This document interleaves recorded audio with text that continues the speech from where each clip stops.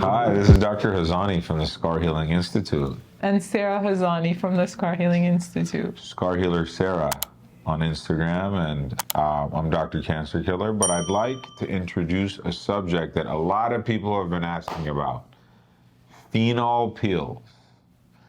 Phenol peels kind of reminds me of when something that went out of style comes back into style.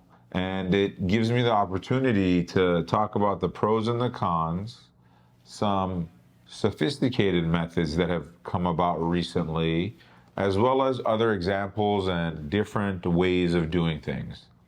So phenol peels are a chemical peel. Yep. And they're the deepest chemical peel next to high trichloroacetic acid concentrations.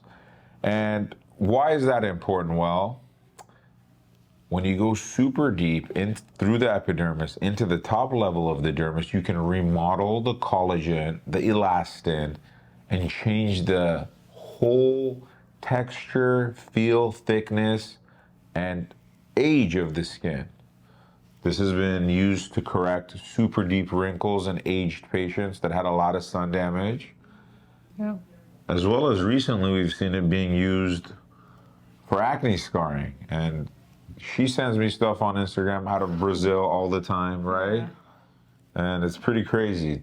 Yeah. But those are for shock value. Those are videos where they apply it all over the face, and it's a pretty gnarly healing process. That's not what we do. What we do is a bit more meticulous. But I want to tell you why phenol peels and deep chemical peels in general are no longer something that's done. The reason is the complications.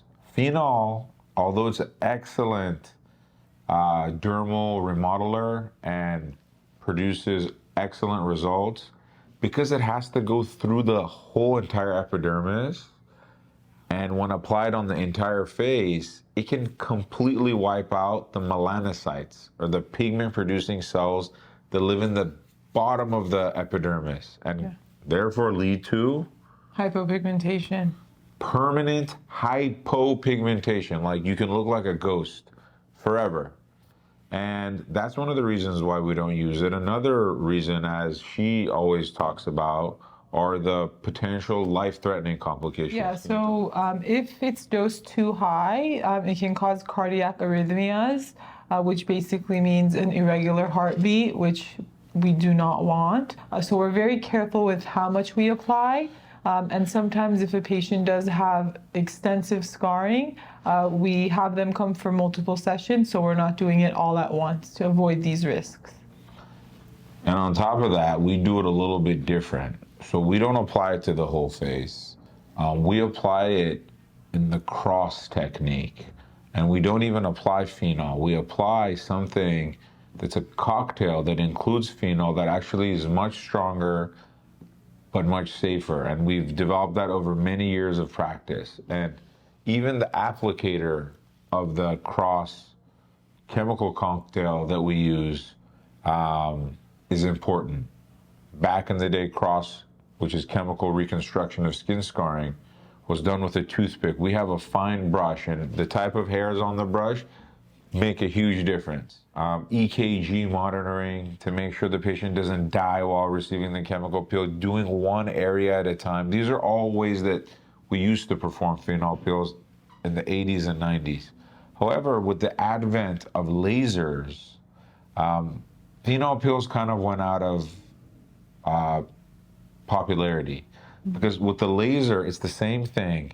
It's a chemical burn, but we control the burn because we can control the energy of that laser very well. The laser uses light to burn. Chemicals are chemicals. However, when you use the light, you can dial that light, that amplified light, down to the micron and control the depth and be much more meticulous about how you do it, because the phenol doesn't care. It'll penetrate the skin that's on the temple much deeper than the skin that's on the cheek, because the skin that's on the temple is thinner. The skin that's on the cheek is thicker. You're not going to get an even reaction.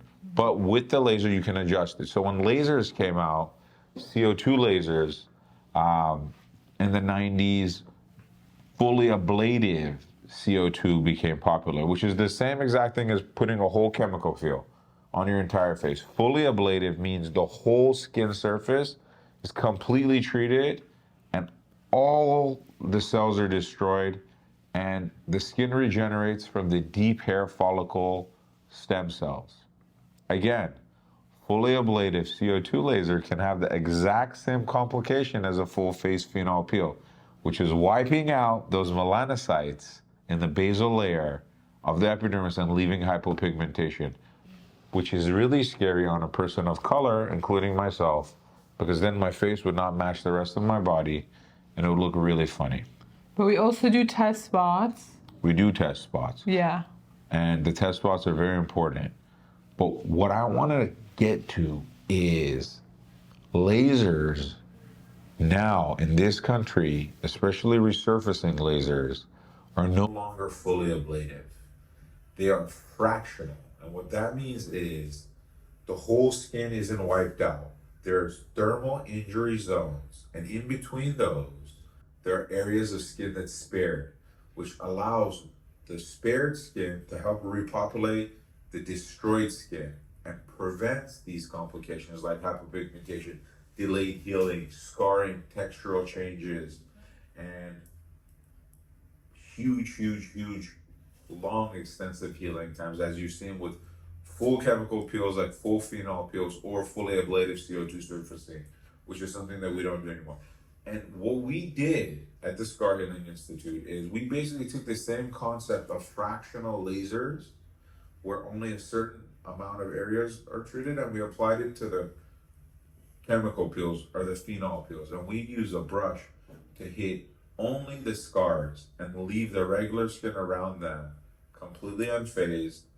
She's the expert at that. Yeah. And that decreases the healing time, reduces the risk of cardiac arrhythmia because you cut down the surface area that the medicine is affecting. And also you leave normal skin untouched. Today we covered full face phenol peels, why they're kind of played out and outdated, even though they're coming back in South America, their risks, their benefits for wrinkles, but not so much for acne scars, and their alternatives in the form of Shy Cross, where we're applying it directly to the scars. We also made the analogy between full face phenol and a fully ablative CO2 laser resurfacing, which is also something we don't do anymore for the same types of reasons, and how we use fractional resurfacing as well as cross to get the results for acne scars that are targeted, they're precise, and they spare healthy tissue and recruit healthy tissue for decreasing the downtime in healing for acne scar treatments. Dr. Hazany from the Scar Healing Institute, thanking you for joining us. And to my beautiful assistant, physician associate, Scar Healer Sarah, thank you. Bye. Bye.